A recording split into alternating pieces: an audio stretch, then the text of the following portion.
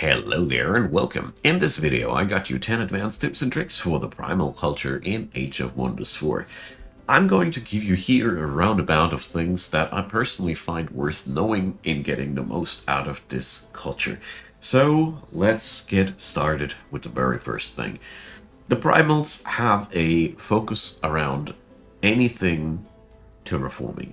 That is very simple because they prefer a specific terrain depending on their totem animal. This will define what kind of terrain you want to have. So here, for example, we want under all circumstances mushroom forests. This means check out which terrain you want and adapt your strategy accordingly. The good thing about that is when you have these temples for your totem animal, they're always displayed on the map like this and make perfect city founding centers. These spread your sacred domain by themselves, but it doesn't hurt to get a tome which helps you terraforming exactly what you want to have, because that just speeds things up. Number 2, you have a very strong tier 1 roster, and I'm going to tell you why. So for 1, we have the Primal Darter.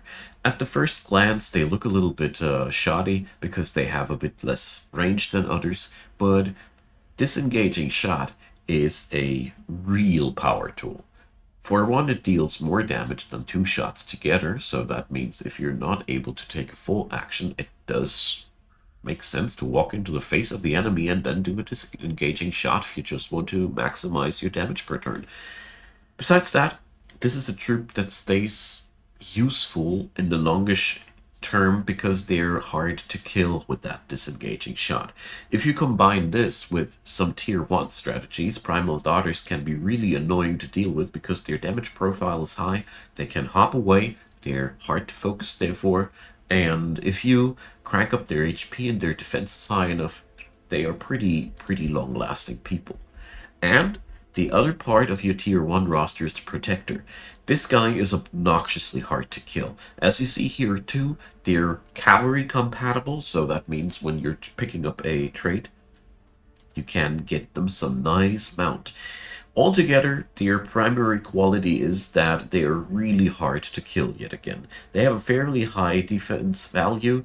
They have a ability to channel their Primal Fury stacks into healing, which means if you just add a little bit more sustain or durability on these, they remain relevant even in later stages of the game. And if they don't make really strong units in the mid and late game, they make units that you can spam, and they are still way more relevant than many other tier 1 troops because of their survivability traits. It's just something that is really worth mentioning. And last but not least, the boon of your spirit animal gives them always a nice damage edge in the long run. Number 3, you have a really strong expansionistic game going on. Basically, wherever you see a den for your spirit animal, you can plaster down a city and go for it. You also feature a pretty nice food income in form of your cultural buildings. The Woodcarver's Workshop is really cool. It gives you a pretty decent amount of everything, and it is also boosted by a forester and not by a farm, which means you can start out with your first province with a forester, which means you can expand quite quickly. On top of that, the spirit animal's den of yours provides stability, so you have already the foot in the door to get 3 provinces more under control, because every province is 5 stability points. So altogether, you're really good at expanding, and you should utilize that. A strategy that aims for a expansionistic victory works quite well for these, because again, you have also the ability to spam cheap troops to keep your domain safe, or at least keep the enemy busy until the main force arrives. Number 4, summoning synergy. So this culture just has so much going on for itself when it comes down to summoning extra stuff on the battlefield. It starts with the animist being able to summon your totem animal, and it stops with the spirit animal summoning spell in your spellbook for the battlefield. You have just so many components in your roster that allow you to just summon stuff that you can easily take cultural traits to work around that. Take a Tome of Summoning, for example, works really well for these. There's many angles that you can utilize this strategy, and altogether, this is another thing that the primals can do darned well. Be very swarmy due to low tier troops being good and a high availability of summons. Also, mind you that the spellbook summon that you got can be summoned anywhere on the battlefield and can be an extremely powerful strategic tool. Now, number 5, I want to talk about you have a strangely strong synergy with any form of sustain and tankiness. This is mainly because of the mechanic of your, where is it shown? I want to take it there. Of your spirit animal's boon. The longer a fight goes, the more stacks you gain. Every action your units take in combat generates Fury of the Totem Animal stacks. Once they're on 5, you get 5 actions that have extra damage and an extra ability depending on the animal you chose. This means this culture gets a lot of extra advantage by being tanky and sustainy.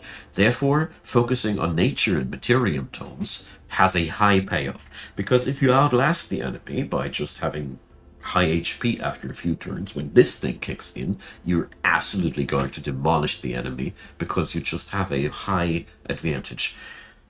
Sometimes some units even have a way of utilizing the stacks more directly, like the shield carriers of yours being able to heal off of that. Altogether, your culture thrives off of a longer battle, and this is a condition that you need to prepare. This is something that you don't have innately. This is what you need tomes for. And I gotta say, Materium and Nature here really are the candidates that I liked most, with an honorable mention towards Faith. Exactly, Faith, but I meant actually Order tomes, because they fit in here into the theme quite well too. Number 6, your faction is really, really adaptable. So every animal that you can pick has a different terrain it likes, a different resource it produces, and a different condition it can induce. This means when you want to build a primal culture build, I usually go and ask myself what kind of tome do I want to use, and then, for example, a tier 3 tome that I want to go for, and then I look for the spirit animal most compatible to that strategy.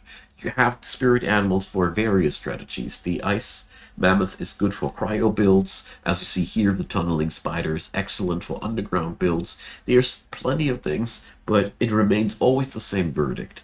You gotta be preparing yourself before you start and ask yourself, what kind of strategy do I want to go for?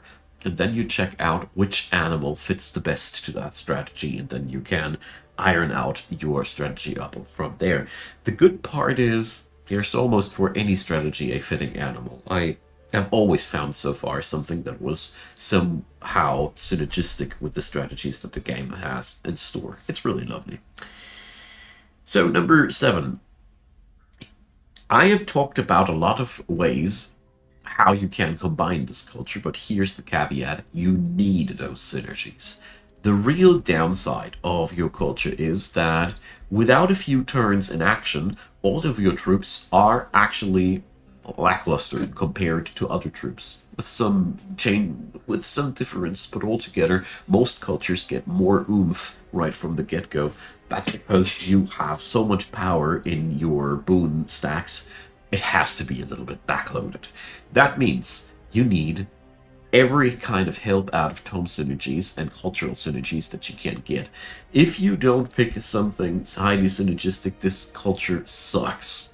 I can't put it into other words. So therefore, my recommendation is check out traits and cultural traits that give you something you can work with right from the get-go. Because you have a relatively weak start, you go from your weak start to places.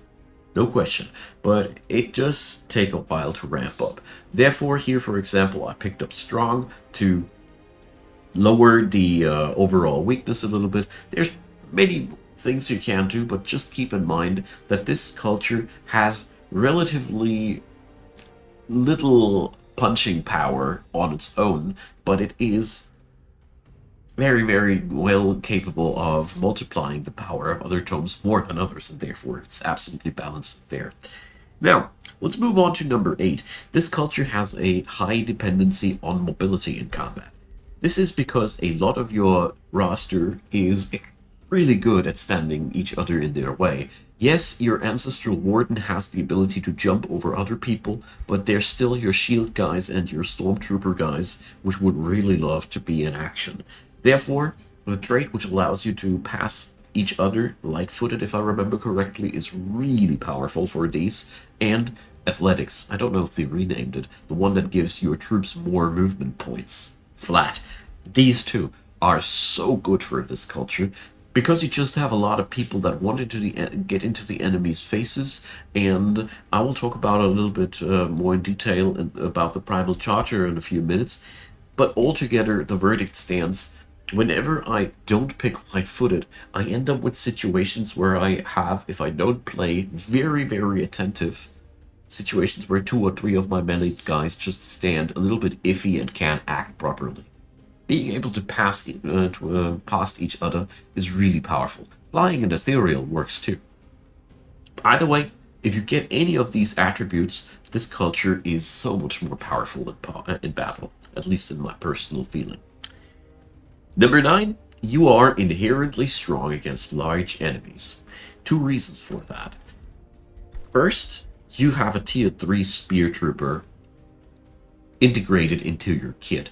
Spears are strong against large enemies, and you have the highest available tier that you can naturally have without the help of tomes. That means any army composed out of tier 3 plus large troopers has to be careful around you. Your guys are mobile, vicious, hard to kill, you have a lot of sustain and summon, and Ancestral Wardens are really good at taking down high priority targets. I mean, if you lose a few of these, just keep in mind, as long as you've taken down a tier 5 versus losing a tier 3, you've done a good deal. That is what it counts. And this is something that is easy to overlook, and it is sort of a hidden advantage that is locked behind your Ancestral Wardens, because at the first glance they don't look like that much, but they're really strong and retaliating, because obviously polearms. But yeah, the fact that the 40% damage advantage scales with the tiers, they're pretty powerful at that end. They make excellent giant killers. And the other thing you have are Primal Charges. Every person that is not charge resistant can be shut out of their retaliation attacks with that. Not all large units are immune against charge strikes. Most of them are, though. But the other thing is, you have the ability to hear burst yet again. You can whittle down the defenses and then smack in with a hard-hitting tier 2 and have persistent damage. It's just really good against large enemies. And number 10, the last thing I want to talk about is something on the Primal Charges, like I said, the Cleaving Charge.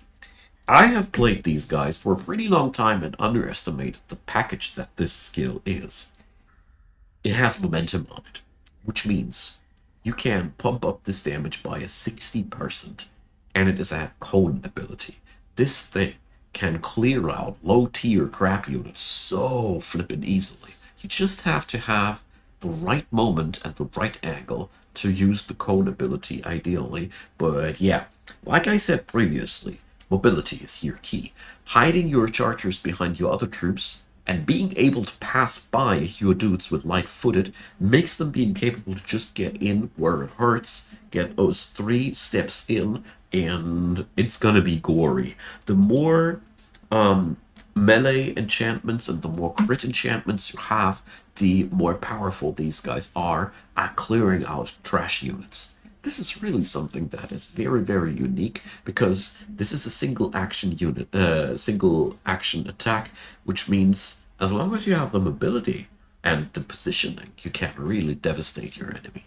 Is a bit tricky to pull off. Gotta be honest with that, but yeah, position your charges in a way and see your charges in a way that they are meant to clear out trash troops. They're really devastating against lower tier troops. They have their value, like I said, against higher tier troops too, but their real job is to whittle down the small stuff because they're just too good at that. Alright, I hope this helps you out in getting some ideas how to build your primals in the future. They are a very, very adaptable and a synergistic culture. It is very much written in their ancestry, so to speak, and I hope you like it. Leave me your comments down below, leave me a like, leave me a subscribe. Feel free to support the channel via channel membership system or the given links downstairs below. Whatever you do, I want to say a big thanks to all of you who do support the channel. And of course, I want to say a big thanks to you for watching this video up until the very end. I really mean it when I say that this means a lot to me. You're taking a lot of time here bearing through my ad rolls and whatnot. Thanks for doing that. I hope you have a great day and see you soon.